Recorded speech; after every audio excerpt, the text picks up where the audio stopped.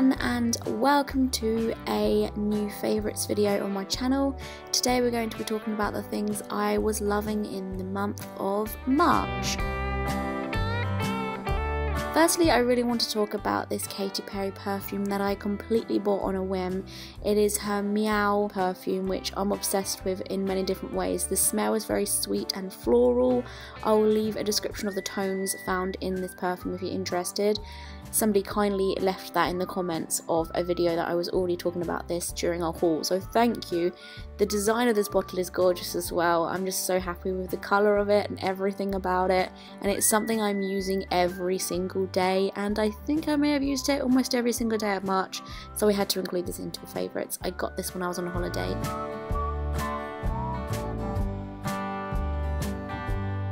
This next item I've actually already spoken about as well. I'm sorry if I'm doing any repeats here, but I've been loving it, so that's why I'm talking about it a lot. It's called Snot Girl, and I'm actually going to be reading a bit of this on my YouTube channel, so stay tuned to see that. I'm loving it so far. It's about a girl who is a blogger, and she suffers with really bad snot allergies, but it kind of plays on the fact that bloggers are supposed to be snotty behind closed doors. She's not a very nice person, and you follow her on the journey of being online and her struggles and why she's the nasty person that she is. It's a strange idea for a comic, but I love that, and the illustrations just make it that bit better, and I love how they've used abbreviations and text talk throughout this and referencing that you would only understand if you were a heavy user online. So get this if this sounds interesting to you. I'm loving it so far, and the first series is called Green Hair Don't Care.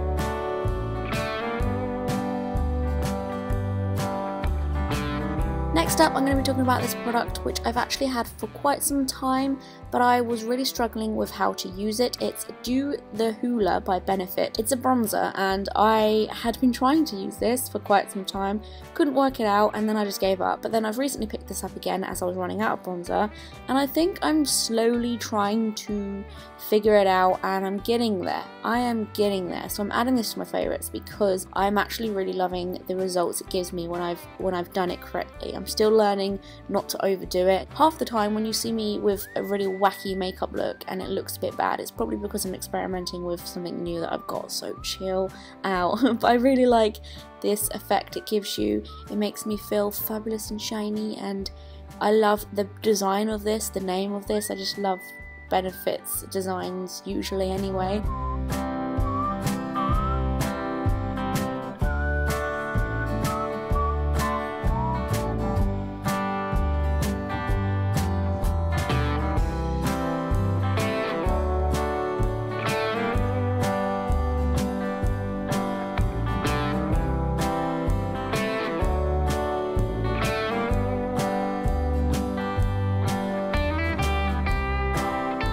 The next item, yeah, this video is basically things I've already spoken about but shoved in a single video because you may have missed different times of a video that I've spoken about these certain products.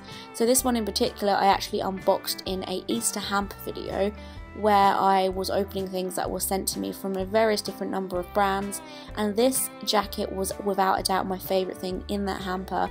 I've been wearing this so much, and as soon as I saw it I was in love, and I just needed this in my life. Like, yes, I just love everything about it. It came from a store called H&L Fashions. I'll leave a link in the description for you, and you can have a browse at some of their stuff because I'm completely loving this, so hopefully they'll have some other cool things on there that will interest me and yourselves. The denim on this jacket is super comfortable. I haven't had any problems with it being too like stiff and awkward. I love the floral prints on the front. It's really good transitioning from the winter to spring right now because I don't want to wear a coat out, but I don't want to wear not a coat out because I will freeze to death.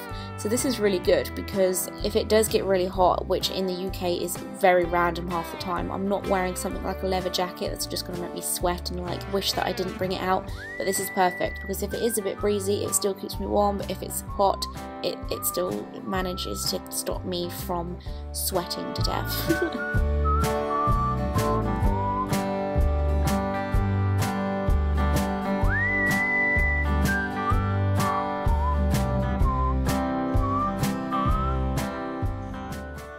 Going back to cosmetics now, another favourite makeup product of mine, MAC Velveteen Lip Pencil.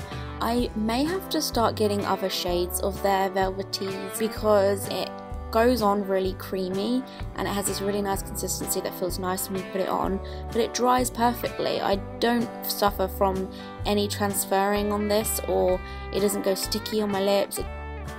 It lasts really long, and it doesn't dry out my lips. Like, it just does a lot of the things that I look for in most lip products, so I may have to look at some of their other shades. This shade in particular though is their Aim to Please. I described this as nude in another video and a lot of you guys found that funny because it wasn't nude. But the reason why I call this nude is because it's very similar to my lip shade anyway, but it just adds a tiny bit of red tint for looks that I want to have something going on my lips, but not too much if my eyes are particularly fierce during that day, which, to be honest, I usually do my eyes very dramatic all the time.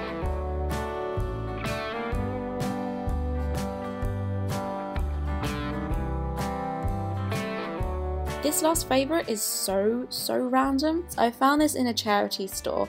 It's called Clue Carnival. If you don't already know, I'm a massive fan of Cluedo, and I'm aiming to kind of collect as many different versions of Cluedo as I possibly can. The reason for that is not only because I love the game Cluedo, but I love and I'm obsessed with how Cluedo are just trying to change the game up a bit on each different version. Like, you can get different versions of Monopoly and games like that, for instance, but the rules generally are the same. Whereas with Cluedo, they tend to bring out different versions. Like, I've played the Harry Potter version, I've played the Big Bang Theory version, and they just change the things up a bit, and I'm obsessed with the idea of that. And this one in particular, yes, it's designed for kids, but I played this with my boyfriend and one of his mates that we usually play games with, and honestly it was so much fun. What you have to do is put the counters into the right slot of who you think stole the prize, where and when, and you do that after every round, and when you find out who it actually was that stole the prizes and where and when, you count who put the most amount of correct counters in that slot after every round, and they're the winner, if that makes any sense. But it's genius, basically.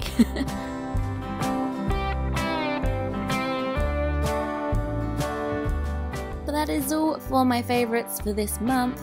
Make sure you are subscribed to my channel to be notified when I make another one of these. Join me on social media such as Twitter, Facebook and Instagram. Thanks guys, bye! Mwah.